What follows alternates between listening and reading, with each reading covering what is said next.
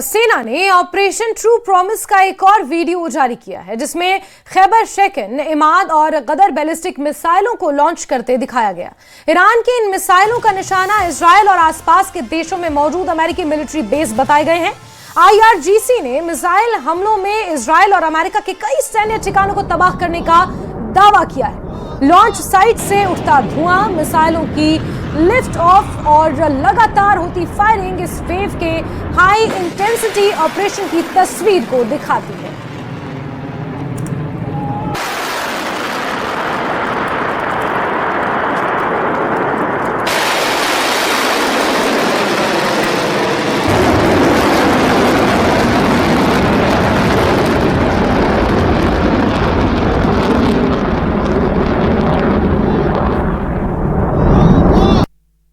Iran के ballistic missiles ने भयानक तबाही मचाई है। आप देख सकते हैं कि इर्द गिर्द यहाँ पर क्या हाल हुआ है। हर तरफ से यहाँ पे तबाही हुई है और जो हम यहाँ पे देख पा रहे हैं अभी इर्द गिर्द यहाँ पे इस्राएली डिफेंस फोर्सेस के भी लोग हैं और मलबा हर तरफ से बिखरा पड़ा हुआ है। गाड़ियाँ तबाह हो चुकी हैं। यह है इस वक्त इस्राएल के उस इलाके का हाल जहाँ पर तबाही मचाई है ईरान के बैलिस्टिक मिसाइल्स ने। पूरा का पूरा एरिया जो है वो यहाँ पे तबाह हुआ है, गाड़ियाँ तबाह हुई हैं।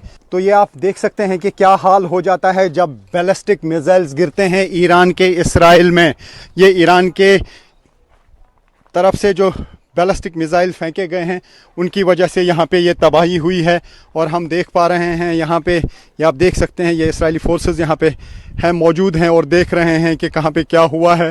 कि ये एक बहुत बड़ा एरिया है, बहुत बड़ी बस्ती है और यहाँ पे सब कुछ तबाह हुआ है। तो ये है न्यूज़ 18 इंडिया की एक्सक्लूसिव रिपोर्ट उस ग्राउंड ज़ीरो से जहाँ पे सब कुछ तबाह हुआ है। ये आप देख सकते हैं यहाँ पे क्या तबाही मचाई है बैलिस्टिक मिसाइल ने, हम देख पा रहे हैं। और यहाँ पे आप देख सकते हैं ये इस्राएली डिफेंस फोर्सेस के लोग हैं जो यहाँ पे देख रहे हैं कि आखिर ईरान किस तरीके से कामयाब हो गया ये मिसाइल यहाँ पहुँचाने में और पूरी तरह से चकमा दिया है इस मिसाइल ने यहाँ पूरे एयर डिफेंस सिस्टम को, चाहे वो थार्ड हो, चाहे वो एरो हो, चाहे वो डेविड सिलिंग हो या फिर आयरन डोम, सबको चकमा दे के यहाँ पे डायरेक्ट हिट लगा है।